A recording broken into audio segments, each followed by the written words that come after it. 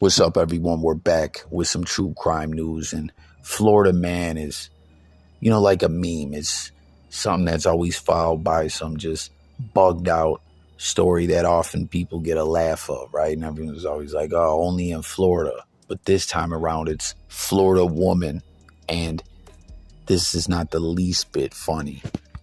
It's one of those crimes you just think, how could anyone do this? And just hurts to hear that this kind of stuff exists in humanity.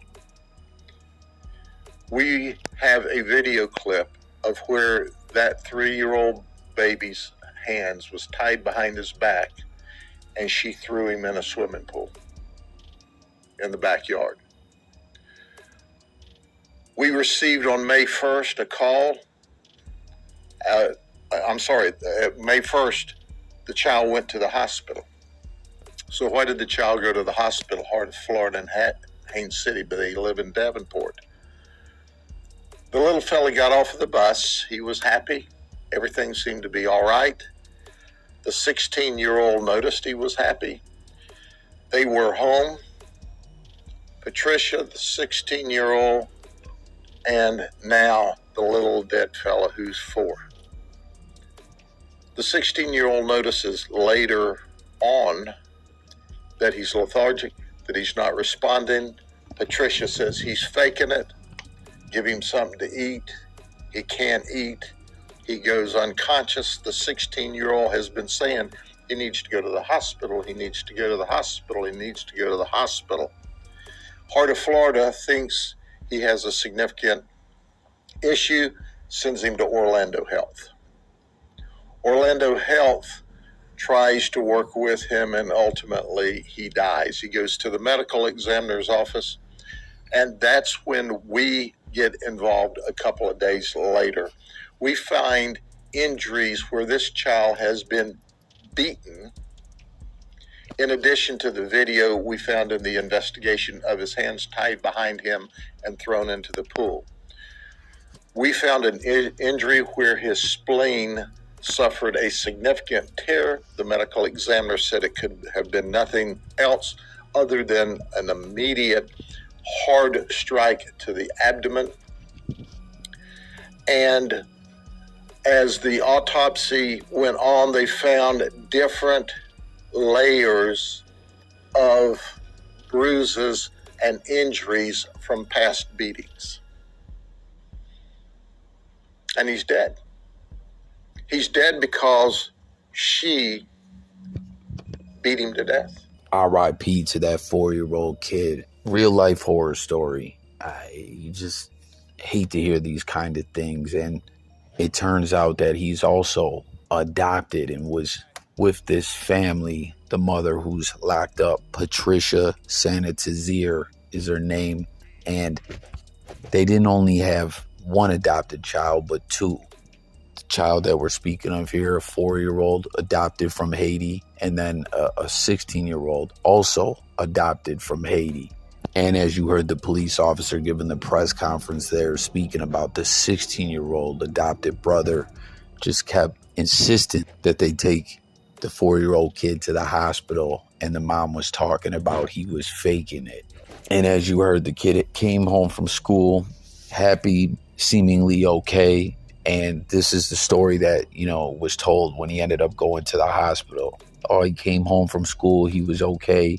He went to his room for a couple hours, and I asked him to bring his older brother to bring him some food.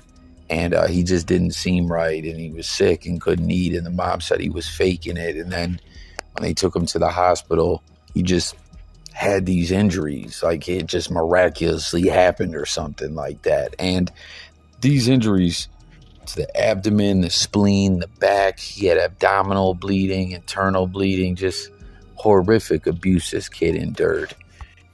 As he had to be, this was in Polk County, Florida, he had to be sent to another hospital in Orlando that could handle that kind of trauma, where he later succumbed to his injuries and passed away. And upon the autopsy happening, all this stuff was uncovered.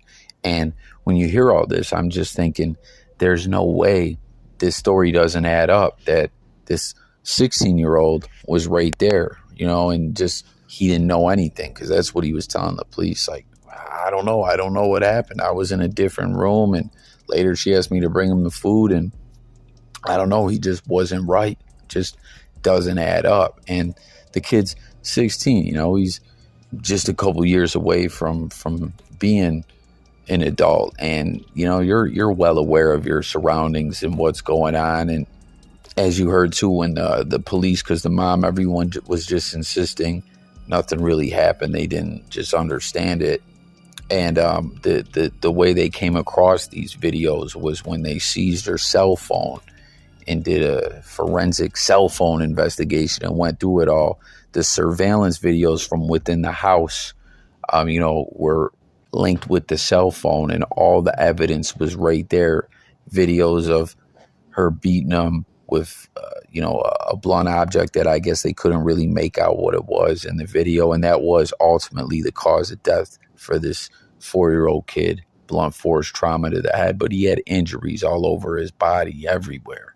Like you heard, there was a video where she tied him up, hands behind his back, threw him in a pool, in multiple videos of him being beat with objects. One where he was just laying on the ground, not even resisting it. It tells you that this was just reality to this kid, that kind of stuff happened regularly. You know what I mean? You don't just get beat with an object by someone who's supposed to be your caretaker and you just sit there like, this is what it is. No, if that never happened before, and it should never happen, you'd be shocked. You'd try to protect yourself or shield yourself or run or something like that. And, the reports are saying that the kid just laid there getting beat. This was regular life for this child. And I just thought to myself, this 16-year-old kid is lying. Was he a part of this?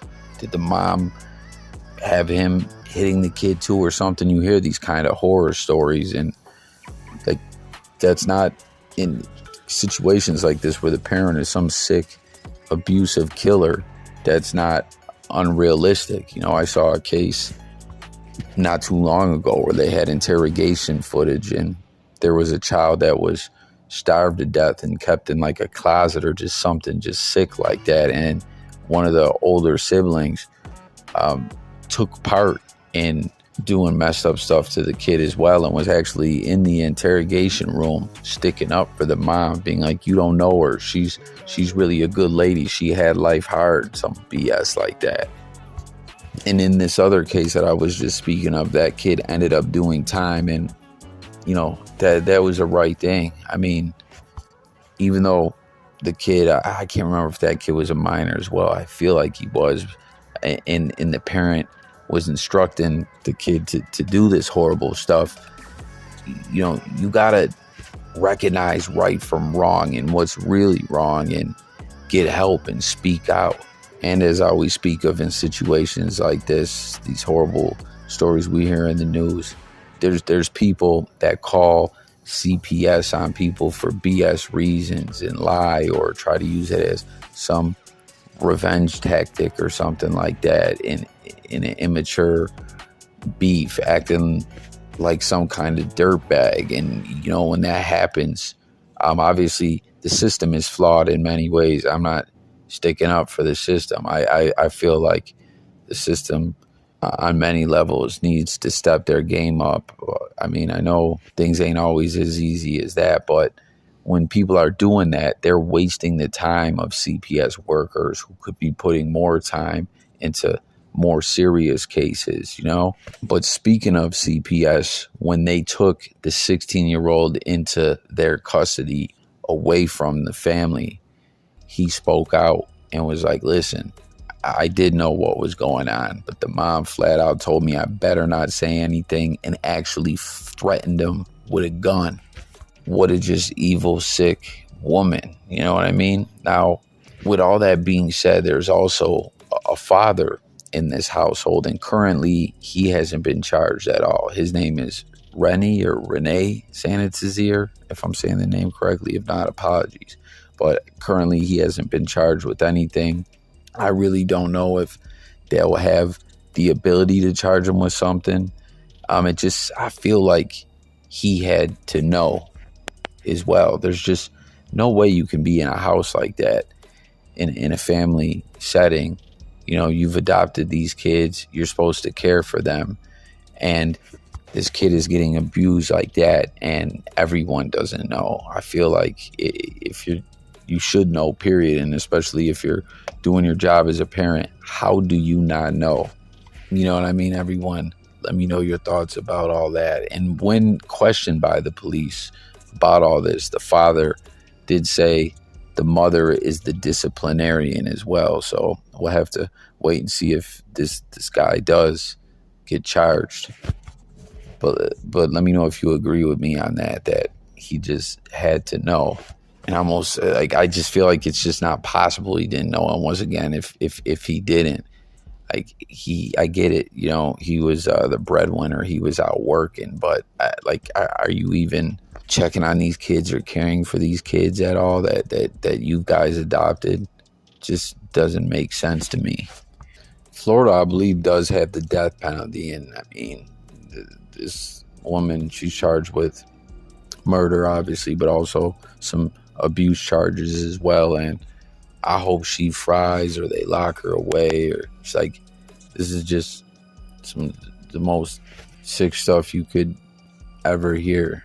So let me know your comments. Stay tuned for updates. Again, let me know about the father, your thoughts across the board. And again, don't abuse the system and take time away from real situations that need to be looked into. And if you see something out there that is just indicating something ain't right and some real bad stuff is going on, I mean, I get it. People don't like to get in other people's business. I'm, like that myself. But some real twisted stuff like this is everyone's business, because this is kids being hurt. A 4-year-old kid deceased from this sick woman. And I guess they adopted him when he was 3 back in April of 2023. So he was adopted from Haiti and came to America and dead within a year. So sad. Once again, RIP to that kid. And I hope you die and burn in hell, you evil woman, Patricia.